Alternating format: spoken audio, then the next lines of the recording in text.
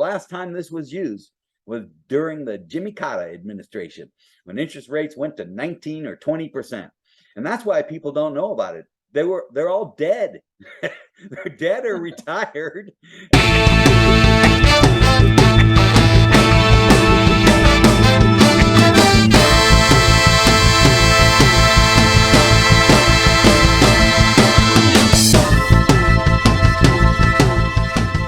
Hello, agents, and welcome to the 23rd episode of the One Bite at a Time show, the very best episode of the One Bite at a Time show. This is where we go out and find the most important information, the most relevant information that you can have right now for your business so you can grow and make money. It's a searchable database, so you'll be able to go back and look at any of the other topics of any of the other shows. So we're excited about today's event. So Roxanne, what are we talking about today? Today, we're going to be talking about a program realtors must know in an increasing rate environment. And for today's particular topic, we're going to be talking about the legal assumption of an underlying loan. Understand that there are lots of different alternative purchase options, and we'll be sharing some of those with you over the next following weeks. But this one is the legal assumption of the underlying loan. And of course, any government loan has that capability. Now, I want you to think for a moment.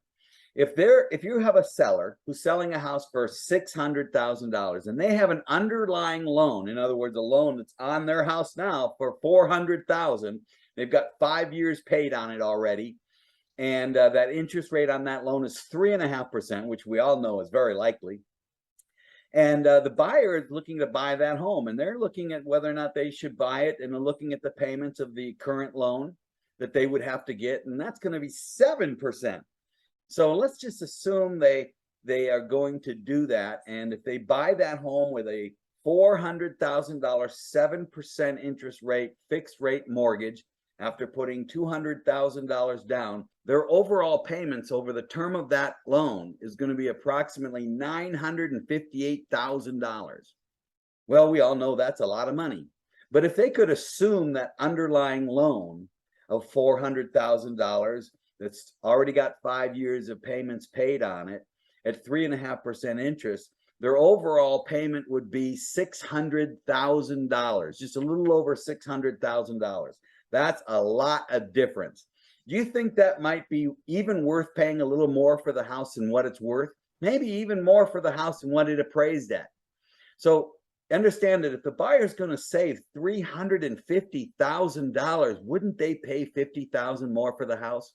All right, so here's something that's probably on everyone's mind. Is the seller going to be responsible for this loan if the buyer misses a payment?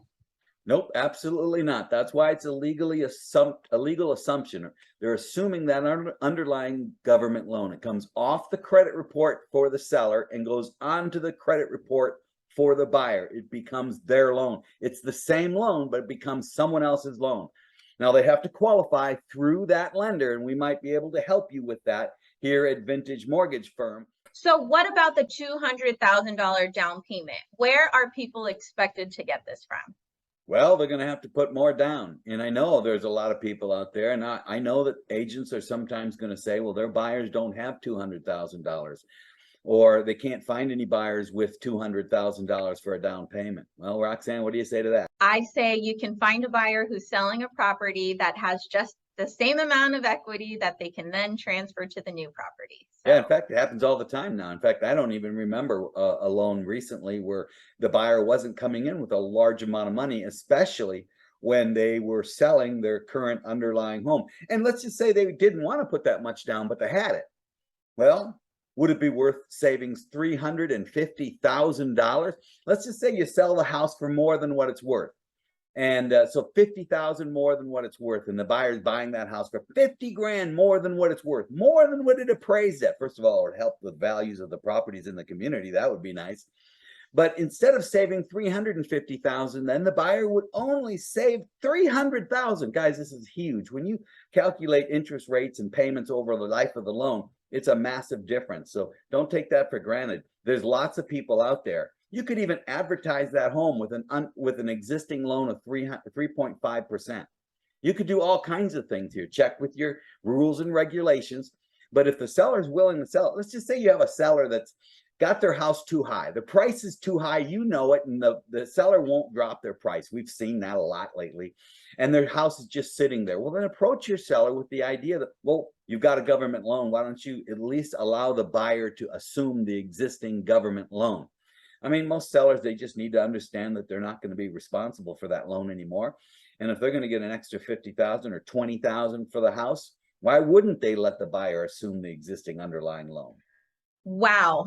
This is something that I didn't even know about. How come we don't know more about this, Steve?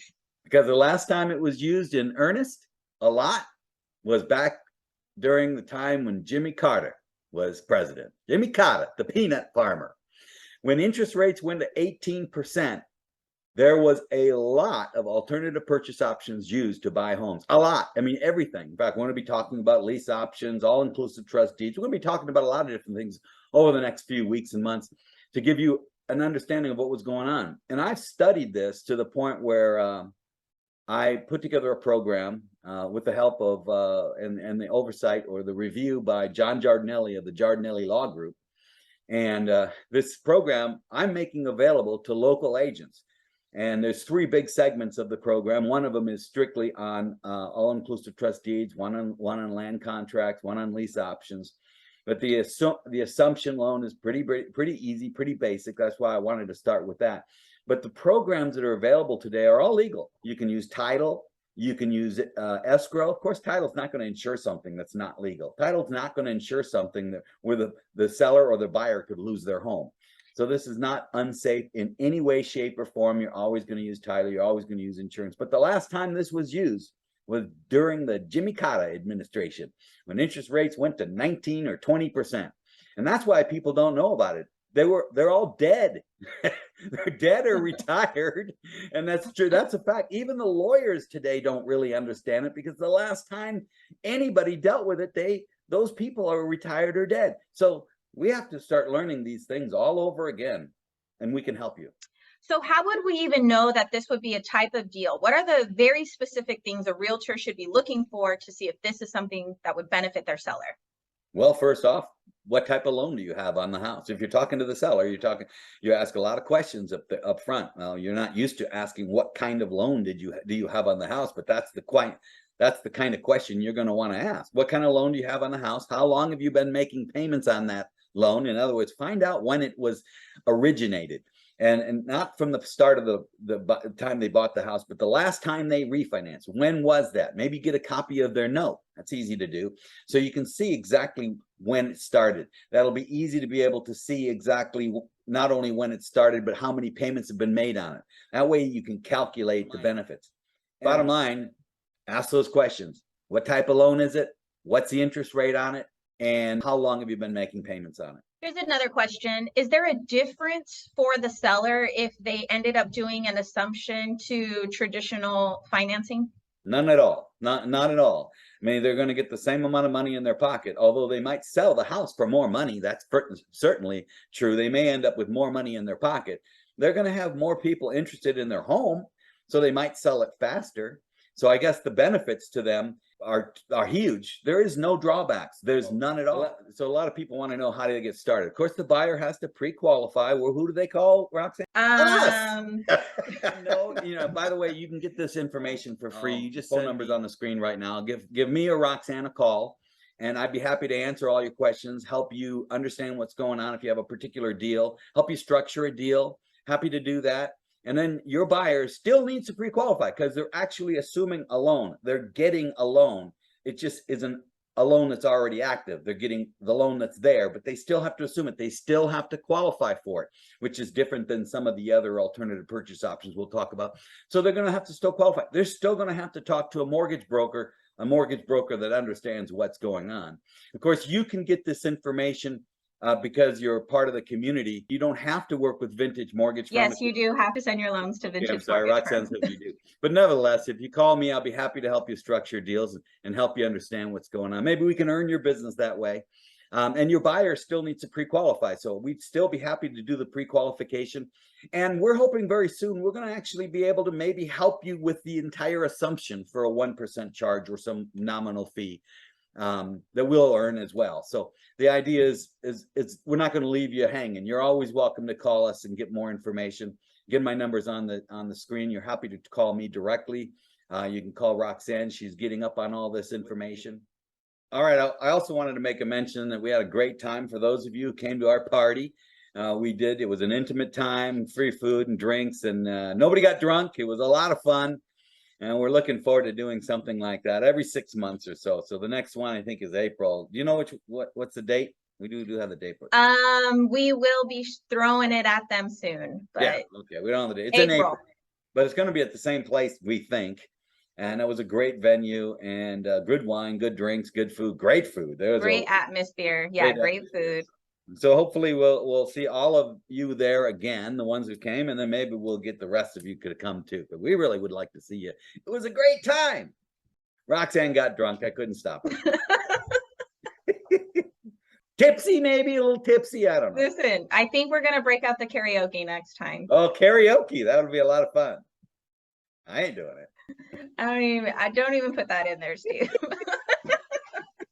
I know what you were looking for, and don't do it. I just went to my daughter's wedding in California, and it was a lot of fun. Got a cold sore from it. On what's that?